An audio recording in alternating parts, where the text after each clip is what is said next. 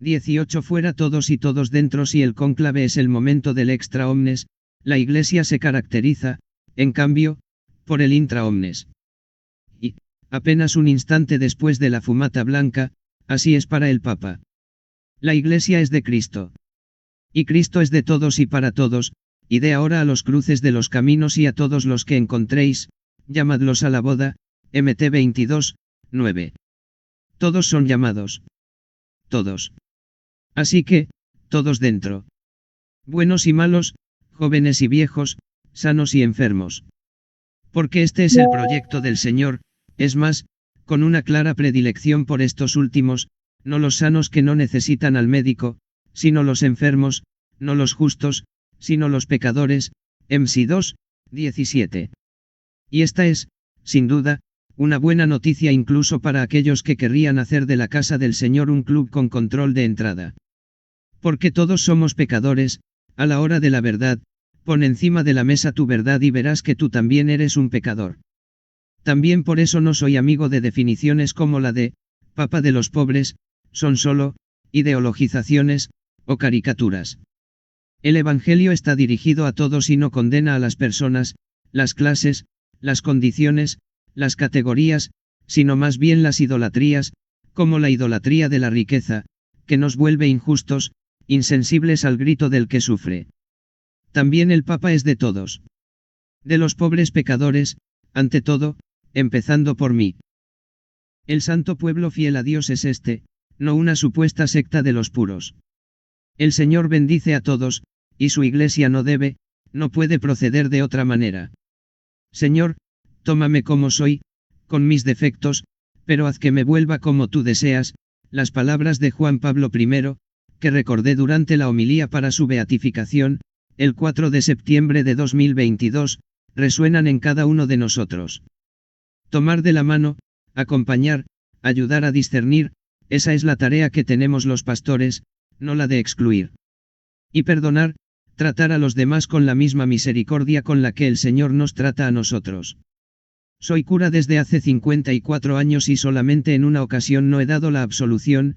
Vivía en Buenos Aires, estaba terminando mi tesis de doctorado sobre Guardini y por la tarde iba a la iglesia de los jesuitas para confesar. Un día se presentó un hombre, tendría 30 años y era abogado. Con tono soberbio empezó a contar minucias y después, de golpe y con el mismo tono, entre una minucia y otra, soltó con indiferencia que se había aprovechado de la criada. Esa gente sirve un poco para todo, no es como nosotros, dijo.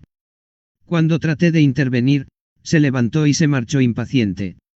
La soberbia es el defecto más inquietante que hay, una autoexaltación que envenena el sentimiento de fraternidad y manifiesta la patética, absurda pretensión de ser Dios. Hay otro episodio, de signo opuesto, que me viene a la mente cuando recuerdo aquella época y aquella iglesia, de un muchacho japonés, diplomado en economía, que trabajaba en una empresa importante. No era cristiano, pero un día se asomó al confesionario para decirme que había empezado a leer el Evangelio. Le respondí que lo hiciera gradualmente, que lo acompañaría en ese camino, que podía volver a verme cuando quisiera. Empezó a venir una vez a la semana. Hasta que un día apareció muy agitado y me dijo nervioso, me trasladan, quiero mi fe, quiero ser bautizado. Le rogué que se calmase, le dije que podía seguir su camino en otro lugar, pero ese muchacho no quería escuchar más explicaciones. Se arrodilló. Así que lo agarré del brazo y lo llevé a la sacristía, abrí el grifo y lo bauticé ahí mismo. Era la viva imagen de la dicha. El bautismo siempre es un nuevo nacimiento. Unos años después, siendo cardenal, bauticé a los 7 hijos de una mujer sola, una pobre viuda que trabajaba de criada. Los había tenido de 2 hombres diferentes. La había conocido en la fiesta de San Cayetano, en el barrio de Liniers, en el santuario más querido por la clase obrera argentina desde los años del sindicalismo peronista. Padre, estoy en pecado mortal, me dijo esa mujer, tengo 7 hijos y no he bautizado a ninguno, porque no tengo dinero para los padrinos y para la fiesta. La abracé. Volvimos a vernos y, tras una pequeña catequesis, los bauticé a todos en la capilla del arzobispado. Estaba emocionada, no me lo puedo creer, usted hace que me sienta importante, me dijo. Pero señora, ¿yo qué tengo que ver? Jesús es quien hace importante, respondí. El amor es el que cura la vida, el que salva. Nuestra fe no se detiene frente a las heridas y los errores del pasado, trasciende los prejuicios y los pecados. Una actitud no juzgadora que pude conocer con naturalidad en mi propia familia. Cuando era niño, en Buenos Aires, existía la costumbre de no visitar a las familias irregulares o de separados, o de otras confesiones religiosas, e incluso por parte de los predicadores había una especie de cerrazón total. En cambio, mi madre, pero sobre todo mi padre, también por sus relaciones de trabajo, tenían trato con todo el mundo. Y también la abuela Rosa, que colaboraba con la Acción Católica, frecuentaba a las mujeres evangélicas del Ejército de Salvación, son buenas, decía. Aunque de adolescente yo era quizá un poco más rígido, el instinto de la comprensión, de la complejidad de la vida, de la hospitalidad empezó a formarse en mí a partir de ahí, desde que lo conocí en mi familia. La hospitalidad, desde luego no el relativismo ni un cambio de la doctrina, es el espíritu y el corazón de Fiducia Supplicans, la declaración del Dicasterio para la Doctrina de la Fe sobre bendiciones a las parejas irregulares, que firmé en diciembre de 2023. Se bendice a las personas, no las relaciones. Es la voluntad de no contener en una situación o en una condición toda la vida de aquellos que piden que se les ilumine y se les acompañe con una bendición. Todos en la Iglesia están invitados, también las personas divorciadas, también las personas homosexuales, también las personas transexuales. La primera vez que un grupo de transexuales vino al Vaticano, se fueron llorando, emocionados porque les había dado la mano, un beso. Como si hubiese hecho algo excepcional por ellos. Pero son hijos de Dios. Pueden recibir el bautismo en las mismas condiciones que los otros fieles, y en las mismas condiciones que los demás pueden ser aceptados como padrino o madrina, así como ser testigos de una boda. Ninguna ley del derecho canónico lo prohíbe. En más de 60 países del mundo se criminaliza a los homosexuales y los transexuales, en una decena de ellos incluso se los condena a muerte, condena que a veces se cumple.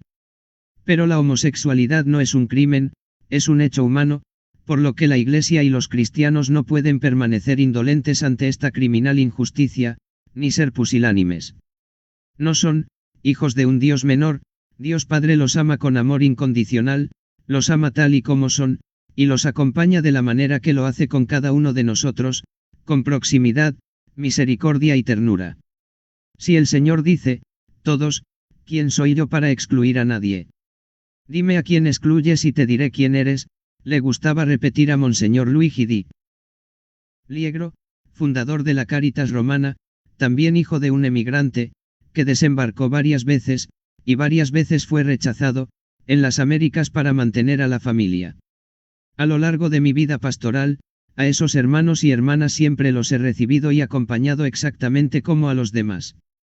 Y, si algunos han experimentado en su propia piel, el rechazo de la Iglesia, querría que supieran que en realidad se ha tratado del rechazo de una persona, de la Iglesia, porque la Iglesia es una madre que convoca a todos sus hijos. Pero si Dios nos ama en nuestra humanidad y en nuestras diferencias, en cambio es sumamente peligrosa toda colonización ideológica, como la teoría del género, que pretende anularlas, haciéndonos a todos iguales. De igual modo es inaceptable toda práctica que convierte la vida humana, que en toda fase es un don y un derecho inalienable, en objeto de contrato o de comercio, como ocurre con la llamada maternidad subrogada, un negocio global basado en la explotación de una situación de necesidad material de la madre, que menoscaba gravemente la dignidad de la mujer y la del hijo. Los hombres y las mujeres no son partes de un engranaje mecánico, ni tampoco la suma de exigencias o deseos, sin conciencia ni voluntad, como en aquella novela profética de principios del siglo XX que se ha convertido en un clásico de la narrativa distópica, Señor del Mundo, escrita por el cuarto hijo del arzobispo de Canterbury, Robert Hugh Benson, donde todo se reduce a unidad de producción y donde los administradores de la eutanasia, que se practica como si fuese unción de los enfermos, son los nuevos sacerdotes de la época. Me sorprendió su lectura, y hoy como entonces es un antídoto contra un progresismo ingenuo y contra ese totalitarismo mundano que conduce a la apostasía. Nos recuerda que eliminar la diferencia es, en realidad, borrar a la humanidad. A la hora de tomar una decisión, normalmente hay que pagar un pequeño precio de soledad, pero lo cierto es que el camino de las reformas y del gobierno en estos años de pontificado nunca ha estado aislado del pueblo de Dios ni del colegio cardenalicio.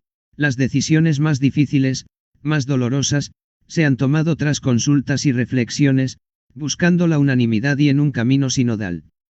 Los pasos compartidos son pasos seguros, progresivos, irreversibles. Por otro lado, siempre hay cierta oposición, la mayoría de las veces debido a un escaso conocimiento o a alguna forma de hipocresía. Pienso en la exhortación apostólica Amoris Laetitia, que abrió las puertas a los nuevos desafíos pastorales en el terreno de la familia, y a aquella nota sobre la posibilidad de acceder a los sacramentos de los divorciados que hizo que ciertas personas se rasgaran las vestiduras. Los pecados sexuales son los que escandalizaron más a algunos. Pero no son en absoluto los más graves. Son pecados humanos, de la carne. Al revés, los más graves son los pecados más angelicales, los que se disfrazan de otra cosa, la soberbia, el odio, la mentira, el fraude, el abuso. También Satanás, escribe San Pablo en la segunda carta a los Corintios, se disfraza de ángel de luz, 2 Ioar 11, 14. Recuerdo aquella obra maestra del cine italiano, con Marcello Mastroianni y Sofia Loren, Una jornada particular, la historia de dos descartados, un homosexual y una mujer, que están recluidos en un edificio desierto el día en que toda Roma se vuelca para la visita a Mussolini de Adolf Hitler, quien se dispone a arrastrar al mundo a la catástrofe de la guerra y a la infamia de las matanzas. Esos dos personajes son homenajeados con pompa y exaltación en la plaza, mientras que el homosexual y la mujer quedan expuestos a la mofa de todos, relegados a la insignificancia. ¡Qué diabólico mundo al revés! Es raro que a nadie le inquiete la bendición a un empresario que explota a la gente, siendo un pecado gravísimo, o a quien contamina la casa común, mientras manifiesta públicamente su escándalo porque el Papa bendiga a una mujer divorciada o a un homosexual. Las reprobaciones contra las aperturas pastorales suelen revelar estas hipocresías. Sociológicamente, es interesante el fenómeno del tradicionalismo, ese indietrismo, que cada siglo vuelve con regularidad, esa referencia a una supuesta época perfecta que, sin embargo, cada vez resulta ser otra. Por ejemplo, con la liturgia. Se ha ratificado que la posibilidad de celebrar conforme al misal preconciliar, en latín, debe contar con la autorización expresa del dicasterio para el culto, que la concederá solo en casos concretos. Porque no es sano que la liturgia se vuelva ideología. Es curiosa la fascinación por lo que no se comprende, por lo que parece un poco oculto, y que a veces da la impresión de atraer también a las generaciones más jóvenes. A menudo esta rigidez va unida a las indumentarias complicadas y caras, a las puntillas, a los encajes, a los roquetes. No se trata de aprecio de la tradición, sino de ostentación de clericalismo, que luego no es más que la versión eclesial del individualismo. No es regreso a lo sagrado, al revés, es mundanidad sectaria. A veces esos disfraces ocultan desequilibrios, desviaciones afectivas, problemas de conducta, un conflicto personal que puede ser manipulado.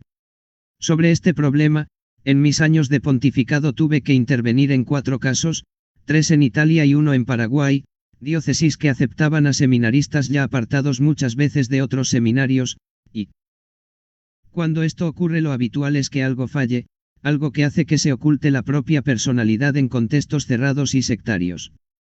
Un cardenal estadounidense me contó que un día se le presentaron 2 sacerdotes recién ordenados que solicitaban autorización para celebrar misa en latín.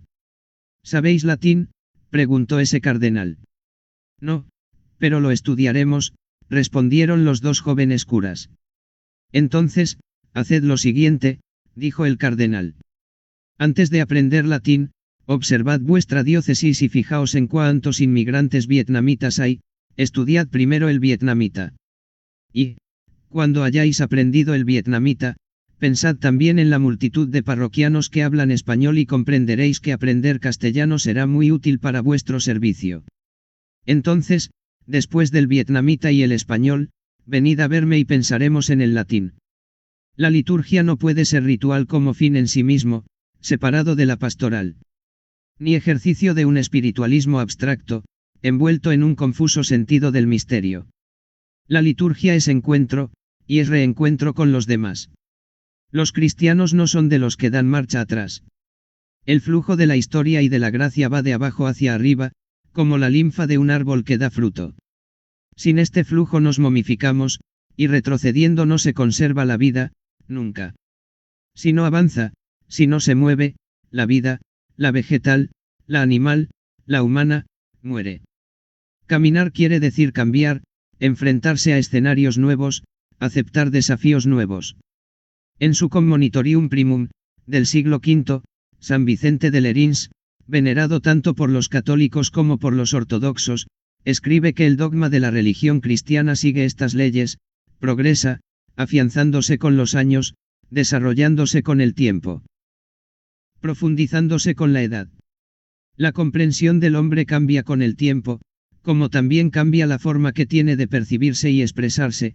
Una cosa es la humanidad que se expresa esculpiendo la Nike de Samotracia, otra la de Caravaggio, y otra la de Siagoulo o la de Dalí. Y del mismo modo, la conciencia de los hombres se profundiza. Pensemos en cuando la esclavitud se admitía, o cuando la pena de muerte, que es inadmisible, y en ningún caso la solución frente a la violencia que pueden sufrir personas inocentes, sino más bien un veneno para la sociedad, no suscitaba ningún problema. Así pues, en la comprensión de la verdad se crece. La tradición no es una estatua. Tampoco Cristo es una estatua. Cristo vive. La tradición es crecer. La tradición es avanzar. La Iglesia no puede ser la congregación de los bellos tiempos pasados, que, como nos recuerda un pensador francés, Michel Serres, sin duda ya han pasado y no eran necesariamente tan bellos en todos sus aspectos. Nuestra responsabilidad es ir con nuestro tiempo, seguir mejorando nuestra capacidad de comprender sus exigencias y de tomar medidas con la creatividad del espíritu, que siempre es discernimiento en acción. Ahora bien, la Iglesia tampoco es una orquesta en la que todos toquen las mismas notas, sino en la que cada cual ejecuta su partitura, y justo eso es lo que debe crear la armonía. Es hermoso que los hermanos sepan tener ideas propias, discutir, decirse las cosas a la cara. Tender a la unidad no significa uniformidad. Pero después debemos encontrarnos siempre alrededor de la misma mesa. En muchos sentidos, puede afirmarse que el último concilio ecuménico aún no ha sido completamente comprendido, vivido y aplicado. Estamos encaminados, y tenemos que seguir. Cuando alguien me pregunta si los tiempos están maduros para un nuevo concilio, un Vaticano III, respondo que no solo no lo están, sino que además todavía tenemos que llevar a cabo de forma plena el Vaticano II. Y también barrer, aún más a fondo, la cultura de la corte, en la curia y en todas partes.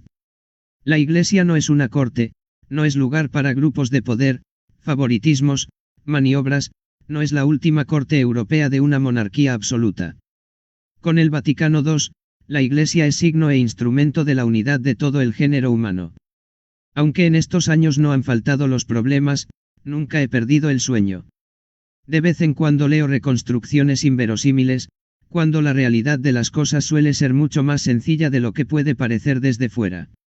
Un día, era el 2 de abril de 2005, iba en autobús a una villa miseria de las afueras de Buenos Aires, cuando me llegó la noticia de la muerte de Juan Pablo II, que estaba dando la vuelta al mundo.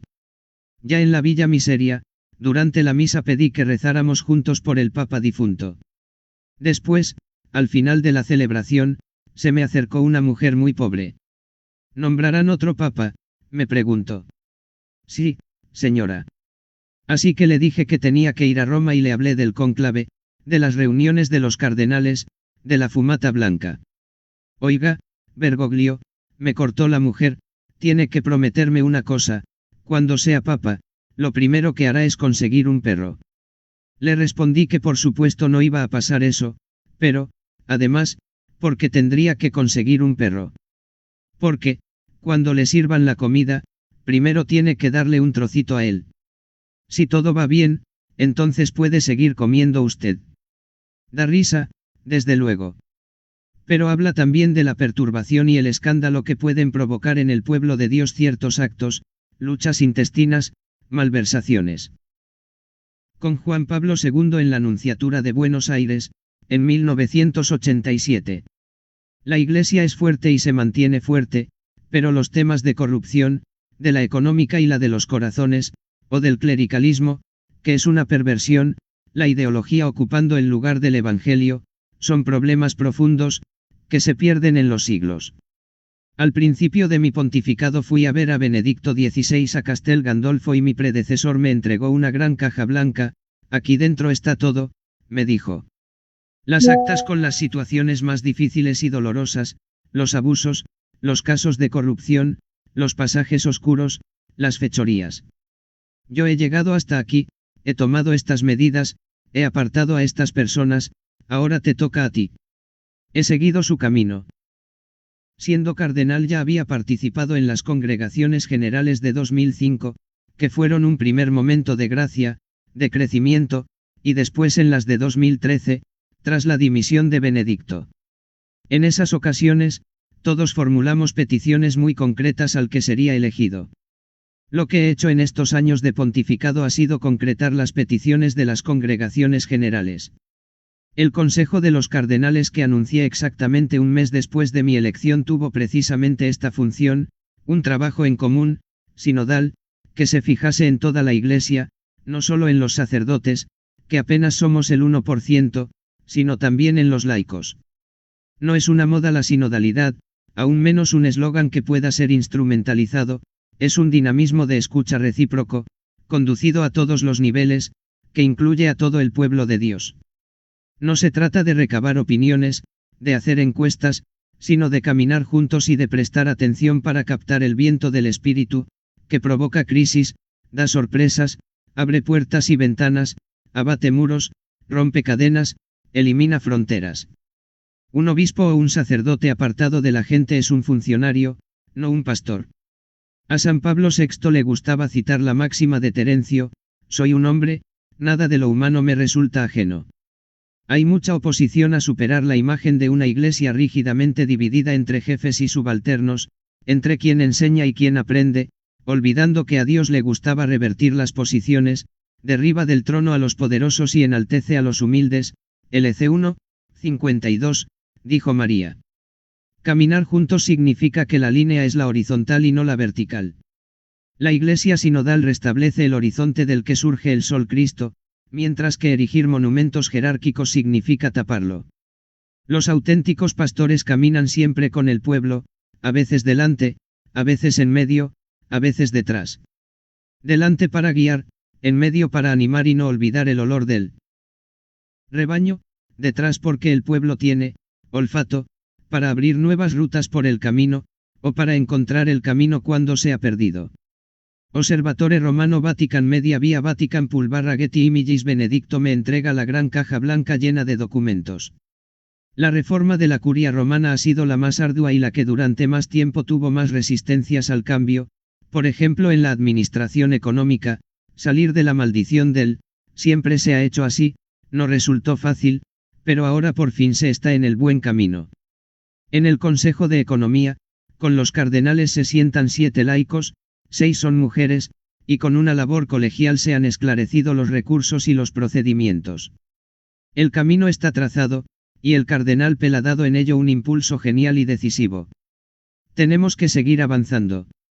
Me ha correspondido dar una batalla, sé que tengo que darla, pero no es en absoluto una lucha personal ni mucho menos solitaria. La Iglesia es de Cristo. A nosotros sencillamente se nos pide que atendamos su voluntad y que la pongamos en práctica.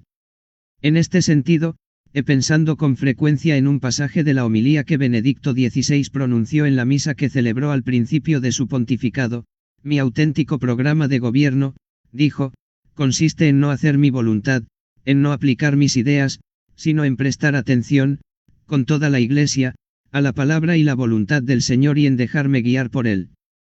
Porque el Papa no es un administrador delegado, ni tampoco el jefe de una ONG. No es un camino fácil, pero, por suerte, es el propio Jesús quien nos señala cómo hay que hacer en el capítulo 25 del Evangelio de Mateo, Porque tuve hambre y me disteis de comer, tuve sed y me disteis de beber, fui forastero y me hospedasteis, estuve desnudo y me vestisteis, enfermo y me visitasteis, en la cárcel y vinisteis a verme. Sobre esto el Señor hará balance, cuando quiera, de nuestras vidas y también de mi pontificado. Benedicto fue para mí un padre y un hermano. Tuvimos siempre una relación auténtica y profunda y, más allá de toda leyenda construida por quien se ha empeñado en contar lo contrario, hasta el final me ayudó, aconsejó, apoyó y defendió. Amplió horizontes, estimuló debates, siempre desde el respeto de los cargos. No se merecía la utilización que se hizo de él en el momento de su muerte, precisamente en el día de sus funerales, cosa que me hizo sufrir. Incluso en sus últimos días, cuando su cuerpo era cada vez más frágil y su voz más débil, me ofreció la fuerza de su ternura. Nos vimos por última vez el 28 de diciembre de 2022, 3 días antes de que falleciese, todavía estaba consciente, pero no conseguía hablar. Nos quedamos mirándonos a los ojos y agarrados de la mano. Le dije palabras de afecto, lo bendije, sus clarísimos iris brillaban con la misma dulzura e inteligencia de siempre. La inteligencia de quien ha sido testigo de que Dios es siempre nuevo, de que nos sorprende, de que trae novedades. Le guardo gratitud al Señor por habérnoslo ofrecido a mí y a la Iglesia.